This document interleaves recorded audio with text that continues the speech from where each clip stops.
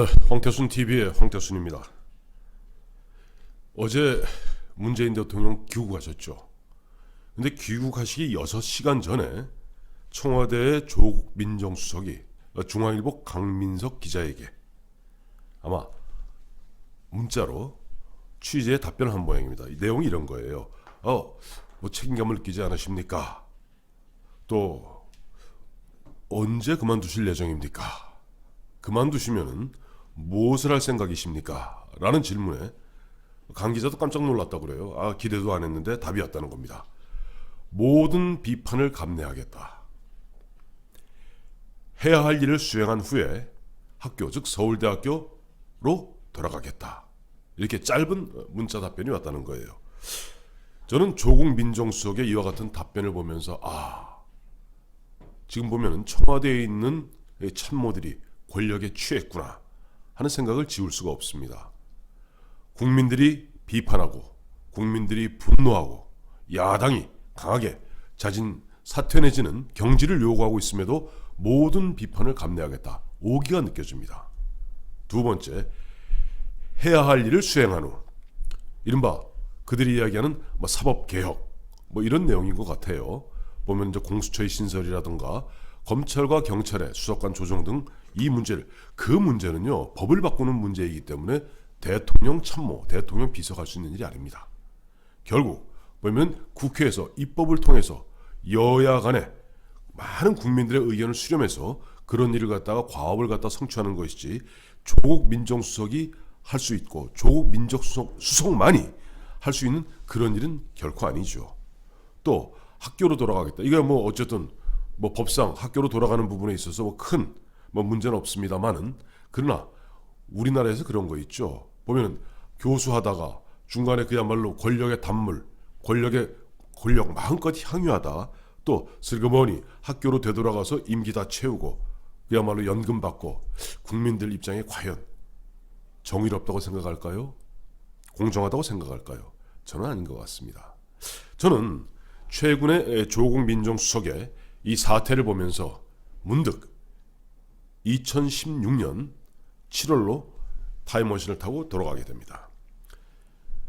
애청자 여러분들 기억하실지 모르겠습니다만 그때 보면 청와대도 굉장히 경직돼 있었어요.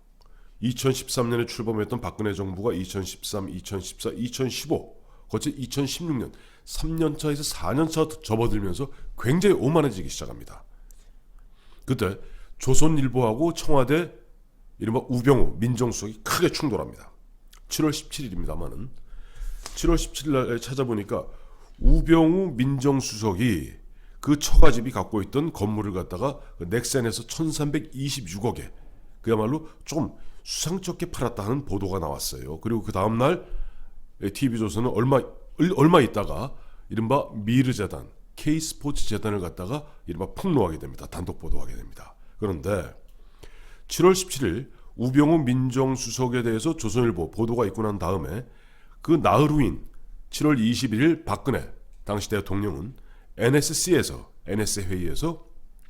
고난을 벗삼아 소신을 지키라. 물론 거기서 딱 우병우 수석은 이런 표현이 빠졌습니다만은 누가 듣더라도 우수석 이렇게 저렇게 옆에서 좀 흔들더라도 흔들리지 말고 고난을 벗삼아 소신을 지키라 라는 말씀을 하셨는데, 최근에 집권여당의 이해찬 대표를 비롯해서 안민석 의원이다, 이석현 전 국회의장, 부의장 이석현 의원이다, 이런 분들이 그야말로 지금 조국 민정수석을 흔드는 것은 대통령을 흔들고 문재인 정부를 흔들고 그런 정치적 음모가 있는 것이 아니냐 하는 그런 뉘앙스로 얘기하고 있어요.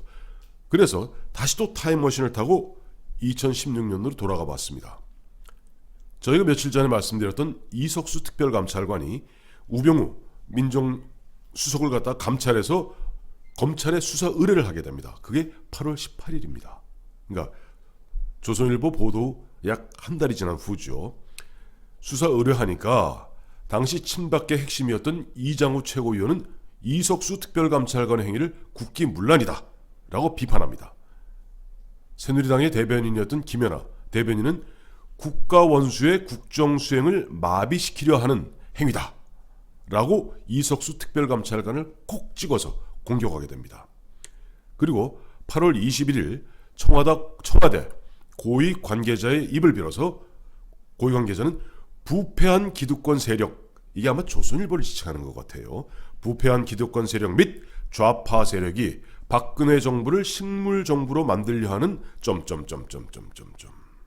자, 뭔가 평행이론 같지 않습니까? 지금 2018년 11월에 이루어지고 있는 이런 모습들, 또 2016년 박근혜 정부가 4년차 접어들면서 상당히 오만해지고 건방져졌을 때 보여줬던 그런 모습들. 그런데 다른 건 몰라도요, 지금 집권 여당 분들은 이른바 개구리 올챙이적 생각해야 됩니다. 2014년 세월호 참사, 세월호 사태가 터졌을 때 나중에 2016년에 박근혜 당시 대통령을 엄청나게 공격합니다. 아, 당신 그동안 뭐 했느냐, 7시간 동안. 또 세월호 사태가 터졌을 때는 박근혜, 당신 모든 것 박근혜 당신 책임 아니냐. 밑에 해양수산부, 경찰, 또 해경, 이 사람들 책임 묻지 않았습니다.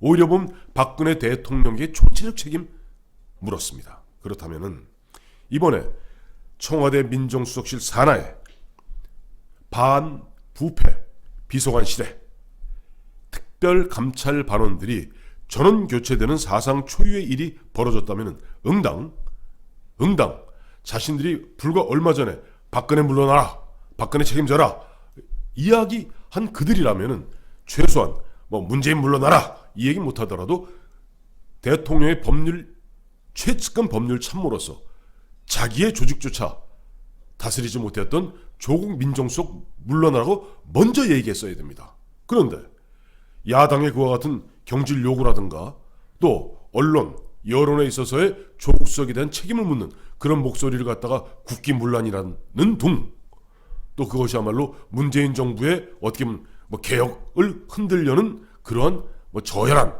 획책이라는 등 이런 말씀하시면은 사람들이 웃죠. 뭐라고 웃겠습니까? 역시 개구리는 올챙이적 생각을 못하는구나 라고 생각할 겁니다. 옆에 지금 오늘은 김현광 실장이 지금 테크니션 역할을 하고 있는데요. 뭘 갖다 쓱 보내줬어요. 뭔가 했더니 저 생각이 똑같군요.